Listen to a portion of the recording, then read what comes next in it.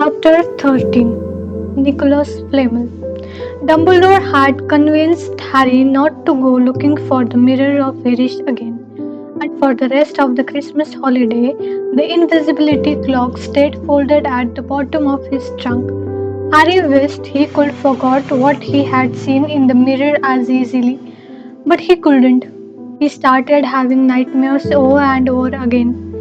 He dreamed about his parents disappearing in a flash of green light, while a high voice cackled with laughter. You see, Dumbledore was right that mirror could drive you mad, said Ron, when Harry told him about his dream. Hermione, who come back the day before term started, look a different view of things.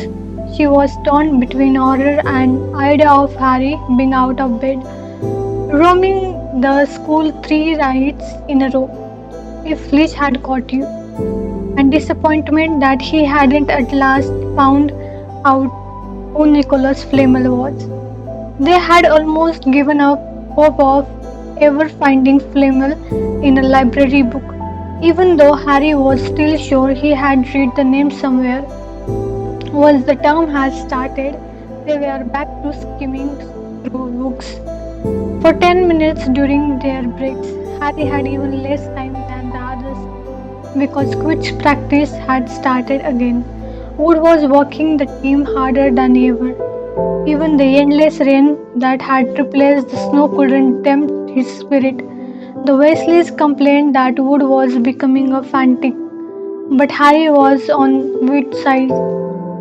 If they won their next match against Hufflepuff, they would overtake Slytherin in the House Championship for the first time in 7 years. Quite apart from waiting to win, Harry found that he had fewer nightmares when he was tired out after training. Then, during one particularly wet and muddy practice session, Wood gave the team a bit of bad news. He had just gotten very angry with Weasley, who kept dying, bombing each other and pretending to fall off their brooms. Will you stop messing around? He yelled. That's exactly the sort of thing that'll lose us match. Snape referring this time, and he'll be looking for any excuse to knock point of Gryffindor. George Weasley really did fall off his broom at this word. Snape's referring, he spluttered through a mouthful of mud. When's he ever referred a Quidditch match? He's not going to be fair if we might overtake Slytherin. The rest of the team landed next to the George to complain. It's not my fault, said Wood. We have just got to make sure we play a clean game, so Snape hasn't got any excuse to pick on us. Which was all very well through Harry. He had another reason for not waiting Snape near him while he was playing Quidditch. The rest of the team hugged back to talk to one another as usual at the end of practice, but Harry headed straight back to the Gryffindor's common room, where he found Ron and Hermione playing chess. Chess was the only thing Hermione ever lost at, something Harry and Ron thought was very good for her. Don't talk to me for a moment, said Ron when Harry sat down next to him. I need to concentrate. He caught sight of Harry's face. What's the matter with you? You look terrible. Speaking quietly so that no one else would hear, Harry told the other two about Snape's sudden desire to be Quidditch referee. Don't play, said Hermione at once. Say you're real, said Ron. Pretend to break your leg, Hermione suggested. Really break your leg, said Ron. I can't, said Harry. There isn't a reserve seeker if I back out. Gryffindor can't play at all. At that moment, Neville dropped into the common room. How he had managed to climb through the portrait hole was anyone's guess because his leg had been stuck together with what they recognized at once as the leg locker curse.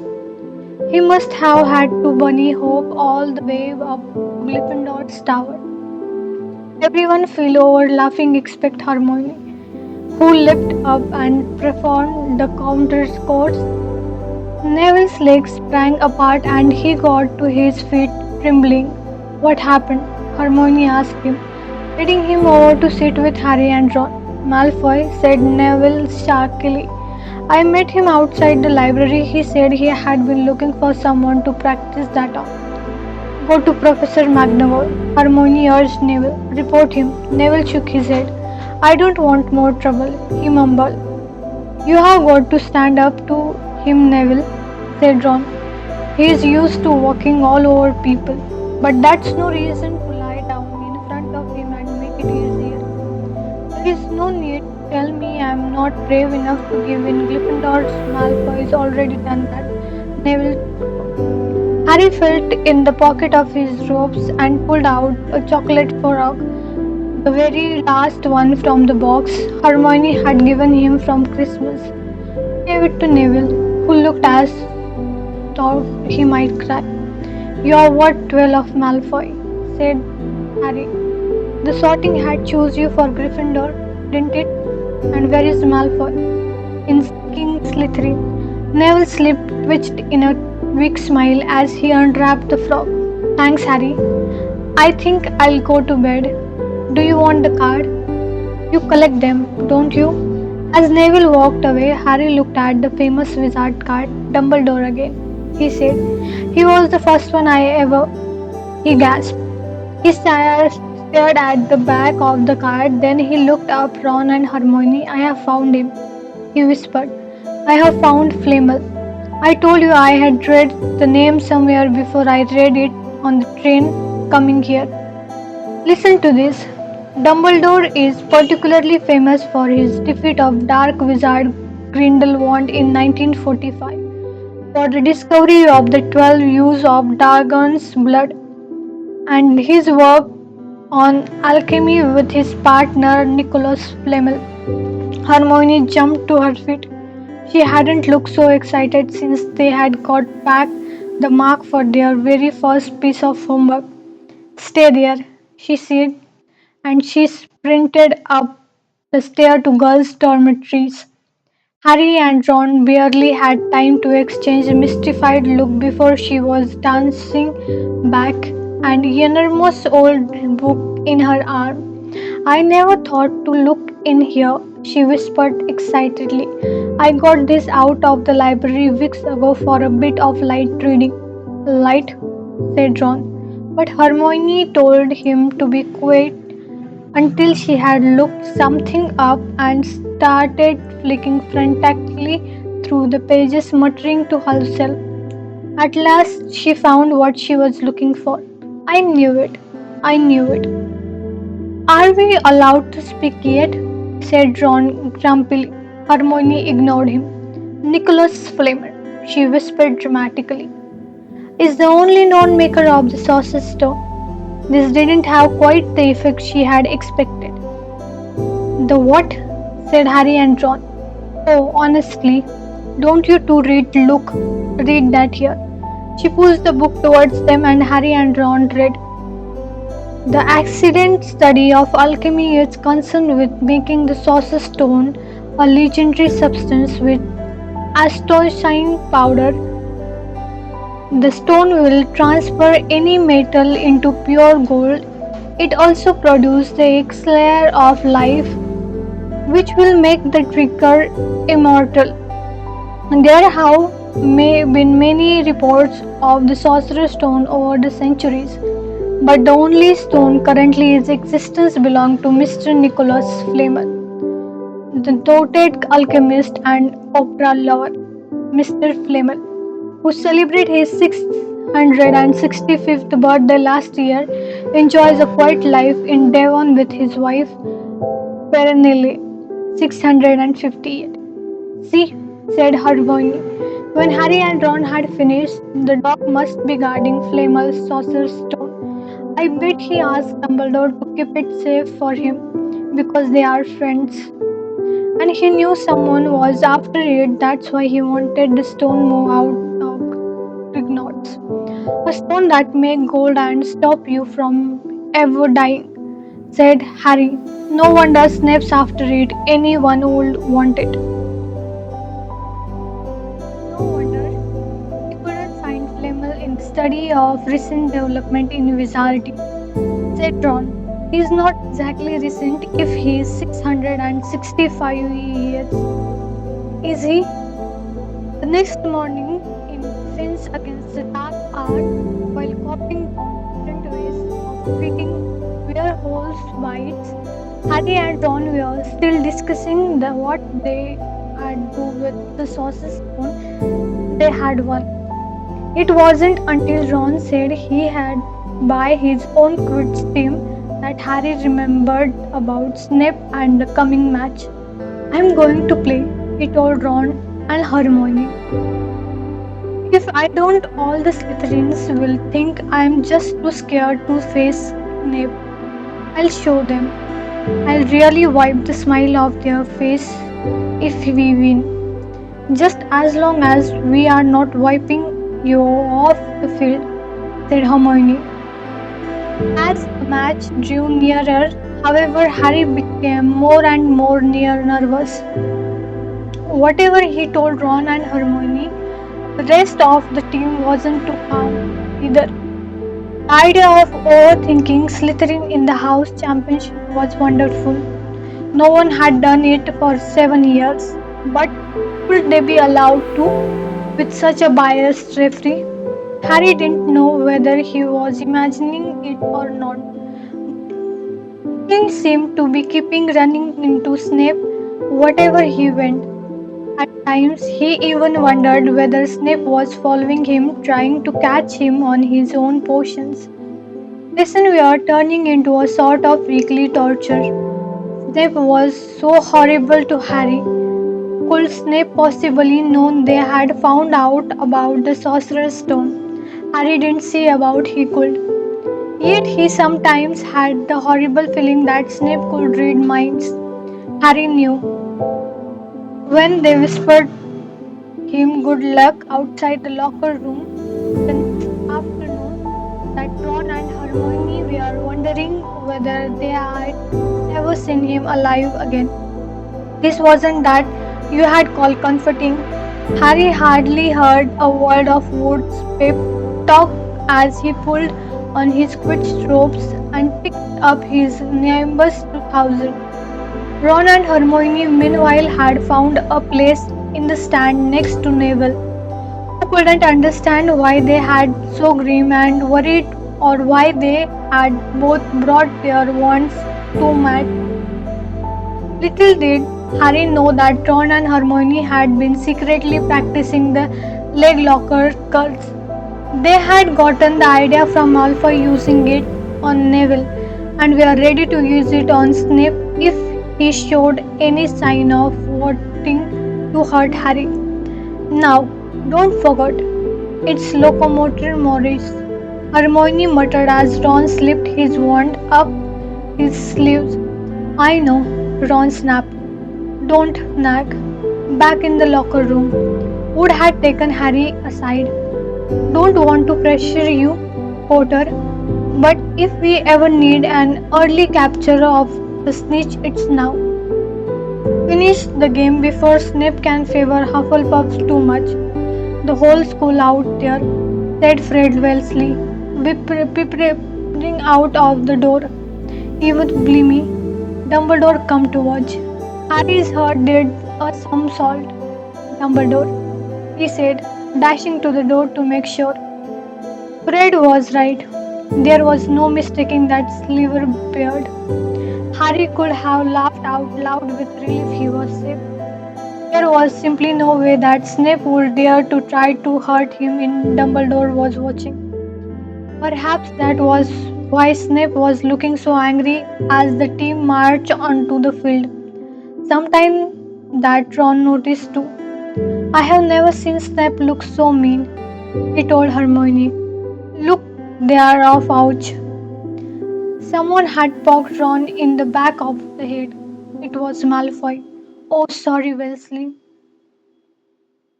Didn't see you there. Malfoy grinned broadly at Crab and Goyle.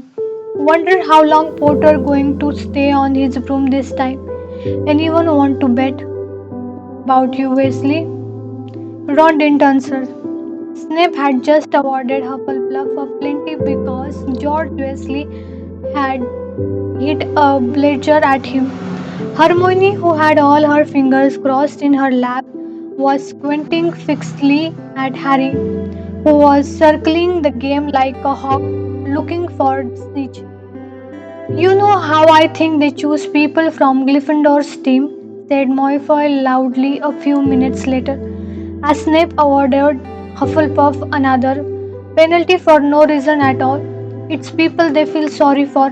See, there is Potter, who's got no parents. Then there is Weasleys, who have got no money. You should be on the team. Longbottom, you have got no brains. Neville went bright red but turned in his seat to face Malfoy. I'm worth 12 of you, Malfoy, he stammered. Malfoy, Crabbe, and Goyle howled with laughter. But Ron, still not daring to take his eyes off from the game, said, You'll tell him, Neville. Longbottom, if brains were gold, you had be poorer than Weasley, and that's saying something. Ron never were already stretched to the breaking point with anxiety about Harry. I'm warning you, Malfoy. One more word. Ron, said Hermione suddenly. Harry, what there? Harry had suddenly going into a spectacular dive, which drew gasps and cheer from the crowd. Hermione stood up, her crossed finger in the mouth, as Harry streaked towards the ground like a bullet. You are in luck, Weasley. Potters obviously spotted some money on the ground, said Malfoy. Ron snapped before Malfoy knew what was happening.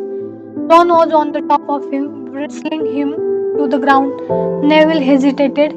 They clambered over the back of his seat to help. Come on, Harry, Hermione screamed, leaping onto her seat to watch as Harry sped straight at Snape. She didn't even notice Malfoy and Ron rolling around under her seat or the scuffles and yelp coming from the wheels of fist that was Neville, Crabbe, and Goyle. Up in the air, Snape turned on his broomstick just in the time to see something scarlet shoot past him, missing him by inches. The next second, Harry had pulled out of the dive, his arm raised in triumph, the snitch clasped in his hand. The stand erupted. It had to be record. No one could ever remember the snitch being caught so quickly. Ron, where are you? The game is over. Harry won. We have won. Gryffindor is the lead, shrieked Hermione, dancing up and down on her seat and hugging Parvati Patil in the row in front. Harry jumped off his broom a foot from the ground. He couldn't believe it. He had done it. The game was over. He had barely lasted 5 minutes. As Gryffindor's come spilling onto the field, he saw Snape land nearby, white face and light-lipped. The Harry felt a hand on his shoulder and looked up into Dumbledore's smiley face. Well done, said Dumbledore quietly, so that only Harry could hear. Nice to see you haven't been brooding about that mirror. Been keeping busy, excellent. Snape spat bitterly on the ground. Harry left the locker room alone some time later to take his Nimbus 2000 back to the Broomish. He couldn't even remember feeling happier. He had really done something to be proud of now. No one could say he was just a famous name anymore. The evening air had ever smelled so sweet. He walked over the damp grass, reliving the last hour in the head, which was a happy blur. Gryffindors running to left him onto their shoulder. Ron and Hermione in the distance, jumping up and down. Ron cheering through a heavy nosebleed. Harry had reached the shade. He leaned against the wooden door and looked up at Hogwarts, with its window glowing red in the setting sun. Gryffindor in the lead. He had done it. He had shown Snape. And speaking of Snape, a hooded figure came swiftly down the front step of the castle, clearly not waiting to be seen. It walked as fast as possible toward the forbidden forest. Harry's victory faded from his mind as he watched. He recognized the figure prowling walk, Snape, sneaking into the forest while everyone else was dinner. What was going? Harry jumped back on the Nimbus 2000 and took off. Gliding silently over the castle, he saw Snape enter the forest at a run. He followed. The trees were so thick he couldn't see where Snape had gone. He flew in circles, lower and lower, brushing the top branches of the tree until he heard a voice. He glided toward them and landed noiselessly in the towering beech tree. He climbed carefully along one of the branches, holding tight to his broomstick, trying to see through the leaves. Below in the shadowed clearing stood Snape, but he wasn't alone. Quirrell was there too. Harry couldn't make out the look on his face, but he was stuttering worse than ever. Harry strained to catch what they are saying. Don't why you want to meet the of place Severus. Oh, I thought we had kept this private, said Snape. His voice icy student aren't supposed to know about the Sorcerer's Stone. After all, Harry leaned forward. Quirrell was mumbling something. Snape interrupted. Have you found out how to get past that beast of Hagrid's yet? Open Severus' eye. You don't want me as your enemy, Quirrell, said Snape, taking a step towards him. I don't.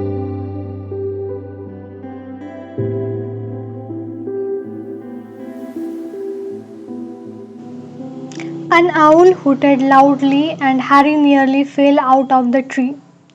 They steadied himself in time to hear Snap say, "Your little bit of focus, I'm waiting." But don't. Very well. Snap cut in. We'll have another little chat soon. Then you have had time to think over and decide where your loyalty lies. Threw his cloak over his head and strode out of the clearing. It was almost dark now, but Harry couldn't see Quirrell, standing quite still as though he was petrified. Harry, where have you been? Hermione squeaked. We won, you won, we won, shouted Ron, thumping Harry on the back. And I gave Malfoy a back eyes, and Neville tried to take on Crabbe and Goyle single-handed. He's still out cold, but Madame Pomfrey say he'll be all right. Talk about showing Slytherin, everyone's waiting for you in common room. We are having party. Fred and George stole some cakes and stuff from the kitchen. Never mind that now, said Harry breathlessly. Let's find an empty room. You wait till you hear this. He made sure Peeves wasn't inside before shutting the door behind them. Then he told them what he had seen and heard. So we are right. It's the Sorcerer's Stone. And Snape's trying to force Quirrell to help him to get it. He asked if he knew how to get past Fluffy, and he said something about Quirrell's hocus pocus. I reckon there were other things guarding the stone apart from Fluffy load on enchantment, probably, and Quirrell would have done some anti-dark art spell that Snape's need to break through. So you mean the stone's only safe as long as Quirrell stand up to Snape, said Hermione in alarm. Will be gone by next Thursday, said Ron. That's it for today. Thank you so much. Stay tuned for next chapter. See ya. Bye bye.